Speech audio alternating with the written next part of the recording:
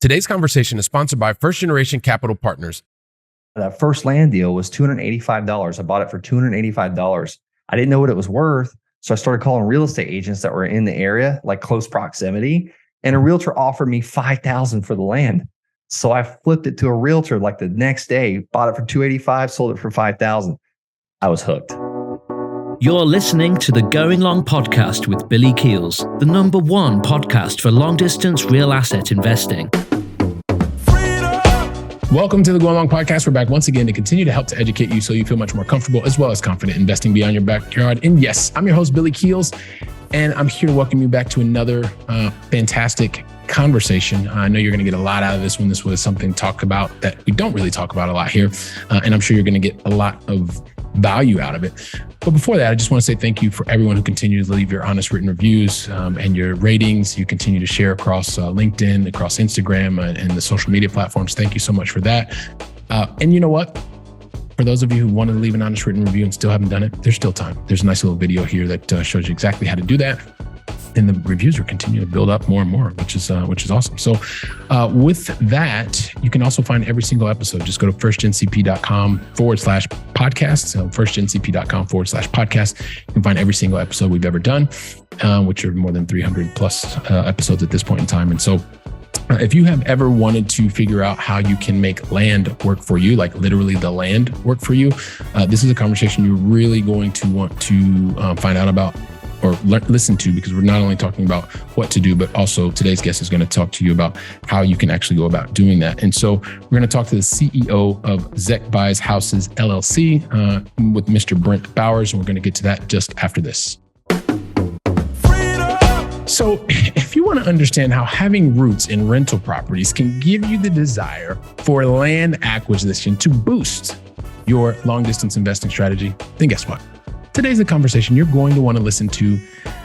I'm going to say until the very last word. You know why? Because today's guest not only had starts in his early career in real estate, also had some experience in financial services. I really want to hear about that. He spent time, also invested time serving his country in the Army, and I'd like to thank you for your service for doing that. He's also a business advisor. He's a land buyer and land buying coach, and he is the CEO of Zek Buys Houses, LLC. It gives me great pleasure to welcome to today's conversation, Mr. Brent Bowers. Brent, welcome to the show, man.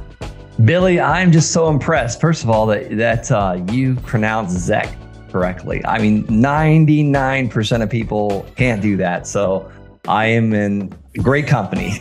Wow, man. So are you saying that like I'm in the 1%? Is that what you're saying? Probably less than 1% actually, but I'm just impressed, honestly. All right. Well, thank you very much. This is what happens when you've traveled to 86 countries, speak 5 languages, and live outside of the United States for the last 2 decades plus. So I can't take all the credit, man. It's just life experience. But thank you for recognizing that.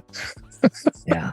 Well, I am blessed to be in your presence. I cannot believe that I even made it on this podcast. Going Long podcast. I'm impressed. But I'm here to be a servant and share what I've learned along the way that allows me to have the lifetime of literally the life of my dreams by just taking action. And I'm going to just tell people how to take action, really. All right. Well, there you go. There you go. We're going to get into that. And if you're not watching the video version, Brent has this really cool t-shirt on. I'm not even going to tell the color, and I'm not even going to say what it says on it, but you really should check it out and take a look. So I don't know if I can leave the loop any more open than that. So aside from that, listen, Brent, you know you're going to get 5 questions. I'm going to ask you 2 in the beginning. I'm going to ask you 3 at the very, very end. I'm for sure going to ask you a number of other questions in between.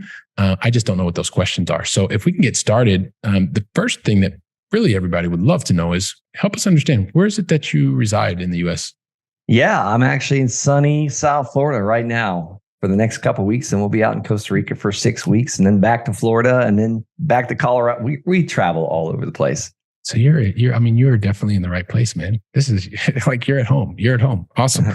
So you're just somewhere for a little bit, and then you're going to go somewhere else that's outside of the country, and then you're coming back into the country, and then you're going to go somewhere else. Okay. Yeah. Awesome. Home base is Florida, though. Home base is Florida. Home base is Florida. We love that. We love that. So help us understand. The question number 2 is really about some positive stuff. Help us understand, what's the most positive thing that's happened to or for you in the last 24 hours? Yeah, we just closed on 5 acres in Daytona Beach. I got it at about 50 cents on the dollar. I already have a developer that wants to buy it from me. So that was a great thing that happened in the last 24 hours. So I'm pretty excited about that.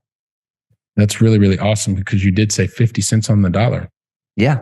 Yeah. We bought the land for about $153,000. We should be able to sell it for actually less than 50 cents on the dollar. We should be able to sell it for about $350,000.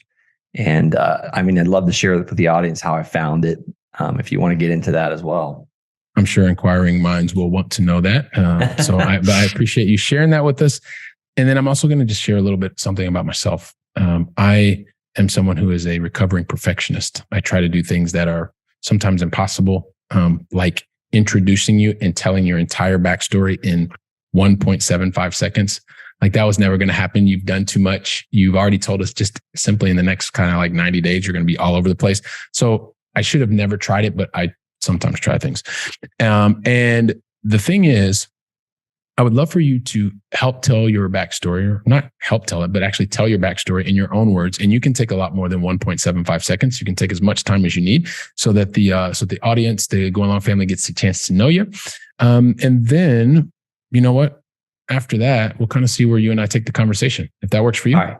I'm going to shoot for 1 minute because who cares about me, right? Wow, like, 1 minute? No, man, yeah, you're going to take more than that. That's all good. 1 minute and 4 seconds. Go ahead. All right, 1 minute and 4. All right, so really, I started in real estate in 2007, bought that first rental property, got my real estate license, just got married, and failed miserably in 2008, 2009. Basically became homeless, ended up joining the military to go back to school, kind of reset life. Did a couple deployments to Afghanistan. First marriage failed because I was always gone, and met another beautiful woman. We got married, started having babies, and guess what? History is repeating itself. I'm always gone. I'm preparing for combat deployment number 3, and there's a lot of train up involved in that. So basically, I was going to be away from my beautiful new bride and my brand new baby boy for another 1.5 years, and I was running from a problem. And I found land investing, and I started just taking massive, imperfect, violent, stupid, many mistakes, action, and turn that into a thriving business that gives me passive income every single day. Payments come in every day for land, and it turned into an incredible business. And that's why I have the opportunity to get on this amazing podcast, like the Going Long podcast. So hopefully that was a minute. I think it was a little bit less, but I wasn't counting. Sometimes it's imperfect, this system. So no, man. So it's really, really interesting. So you said a lot in a very compact amount of time, but you talked to us everything from the service of our country. And I think I mentioned this to you before, but just in case I didn't enough, thank you very much for your service. Something that is always want to recognize and acknowledge.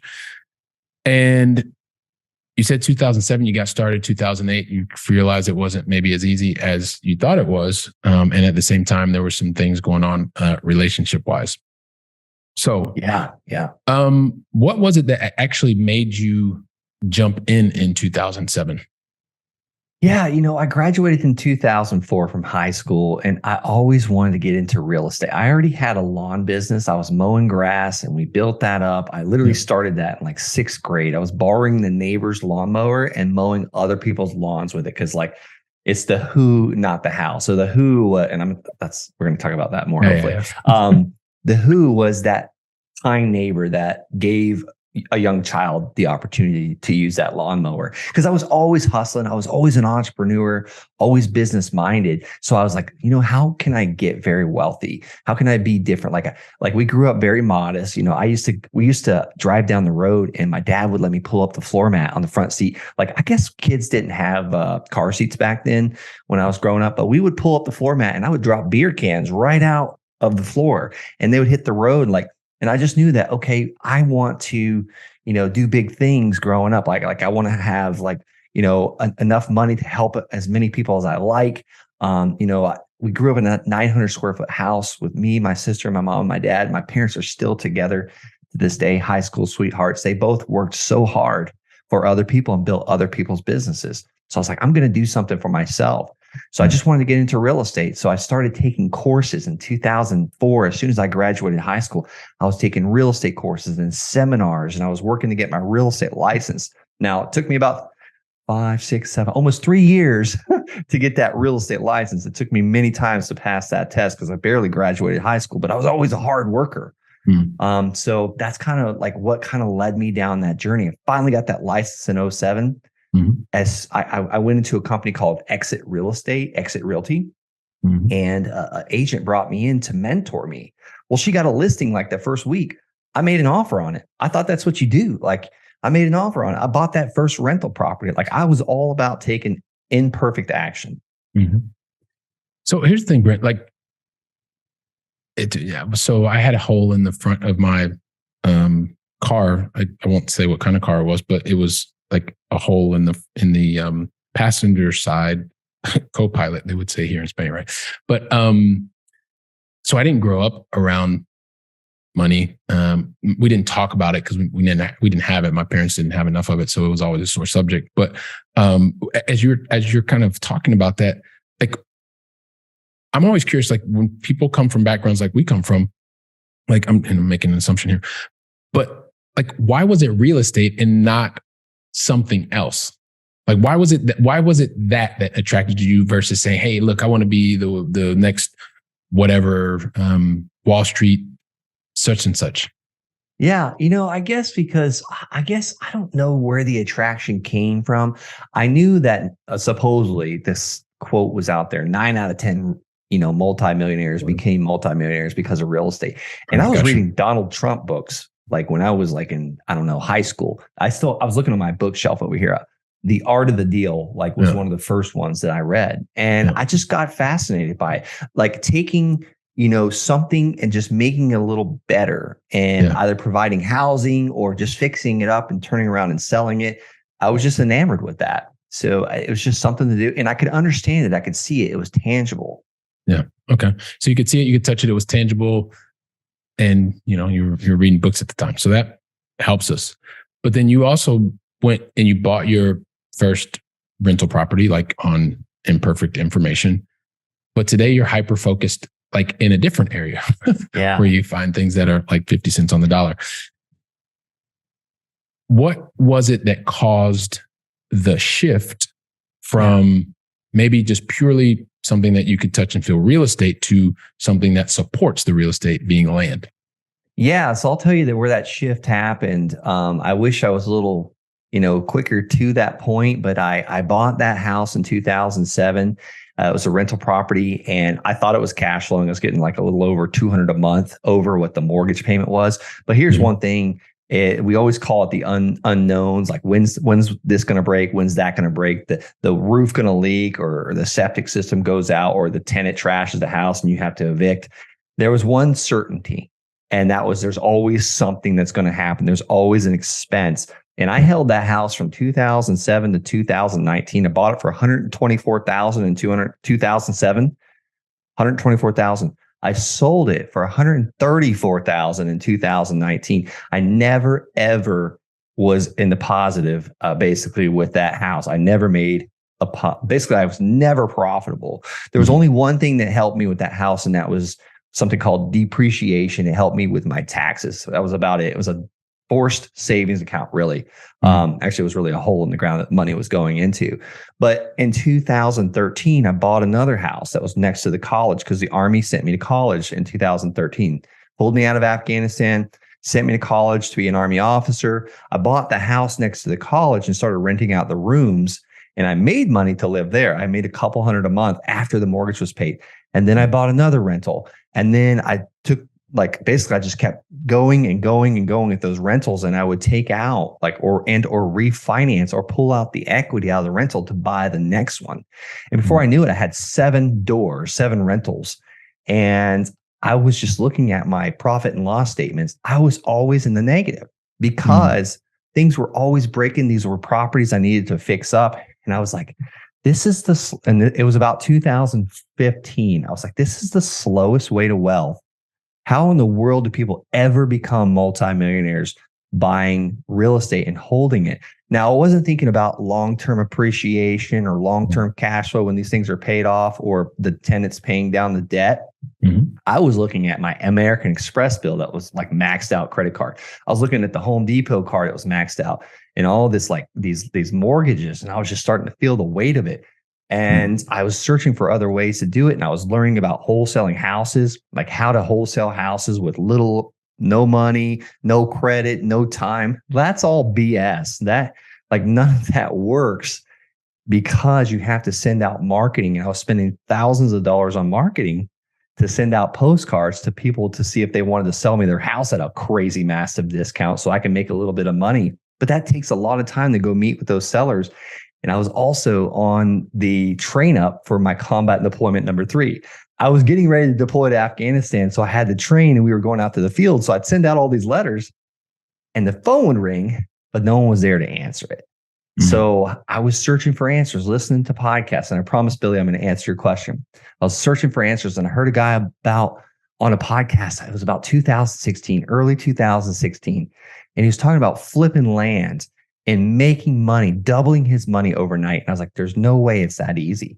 So I sent out those same exact postcards. If you'd like to sell your land to me at a fast, fair price offer, call me or text me. God bless you. And my phone started ringing. And the first land deal was $285. I bought it for $285. I didn't know what it was worth. So I started calling real estate agents that were in the area, like close proximity. And a realtor offered me $5,000 for the land. So I flipped it to a realtor like the next day, bought it for $285, sold it for $5,000. I was hooked. So was that $285?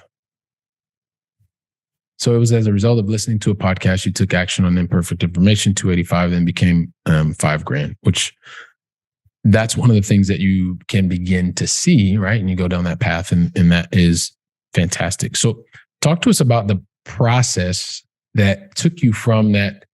So you said you just picked up the phone, but was it from a relationship that you knew? Was it someone that reached out to you? Because I think that's the part where we really want to understand is, okay, well, yeah, that story's cool, but how did you actually make that happen? Because it sounded like there were some systems in place. There sounded like there was some process in place, just so people can get their head around it. I was already mailing that postcard. And if anybody wants a copy of that postcard, they can, and I'm still use that postcard to this day. Now we changed a couple things, we tweaked some things, but if anybody wants a copy of that, go to the landsharks.com/postcard. So I was already mailing that postcard. I was using a company called 3D Mail.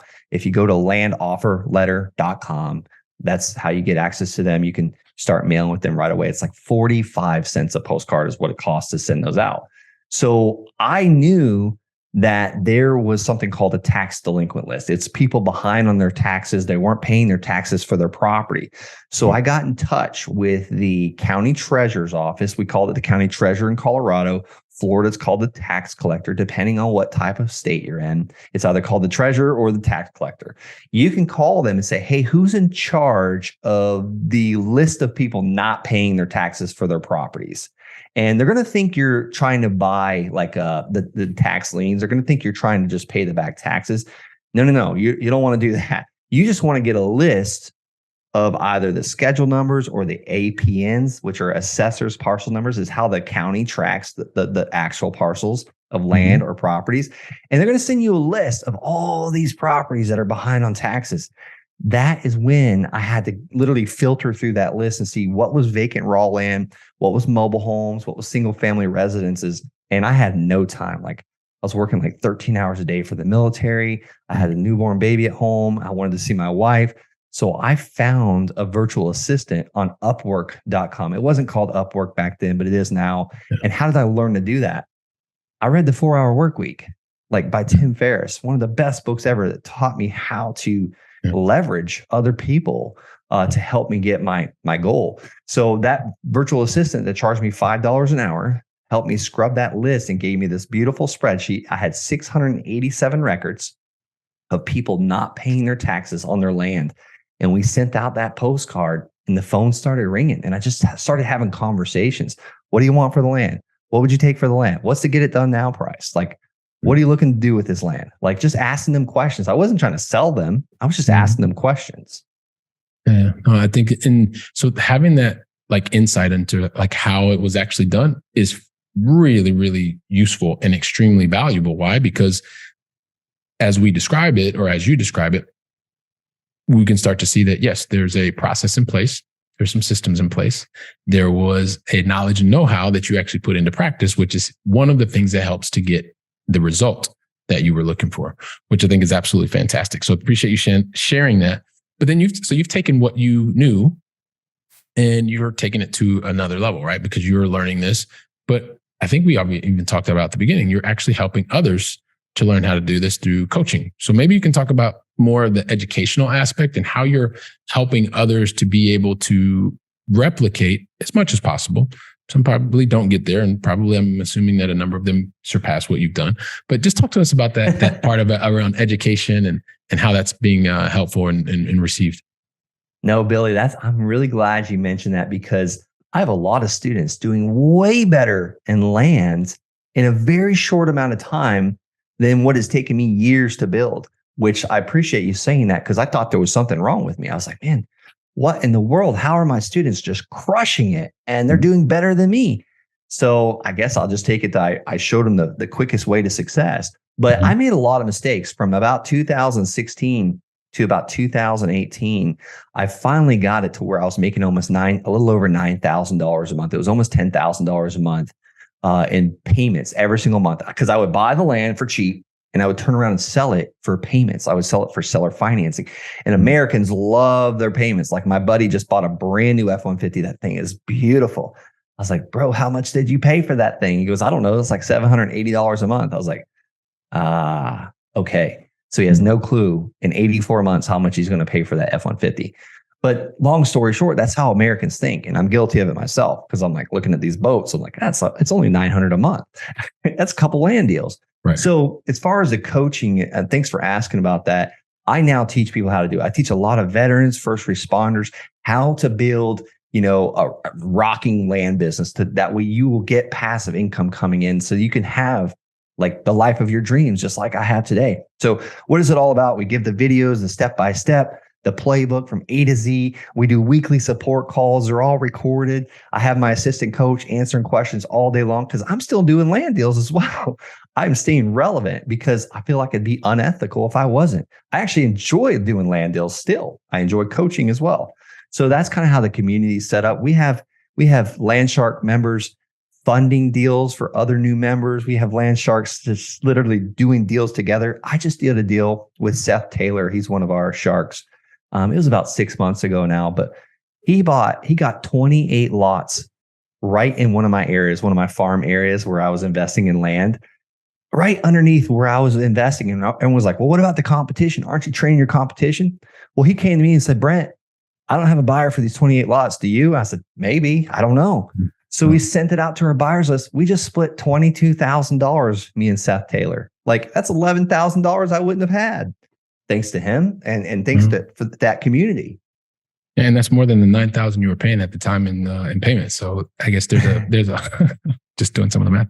A little extra bump, it's an extra bump. No, and so this is really interesting. So when you begin to surround yourself with other people that are on a common goal, common mission, and looking to it's not a competition. It's about how can we help to foster and move one another forward.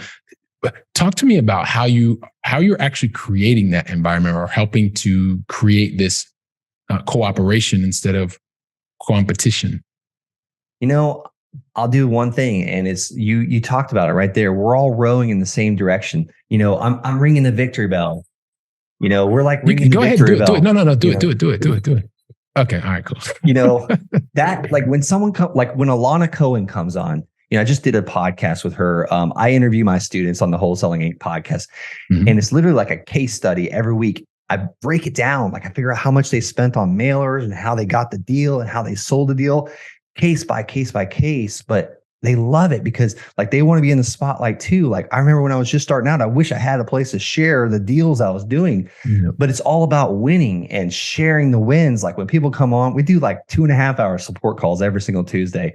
I run it, but really I'm trying to talk as little as possible, because you know where the gold's at?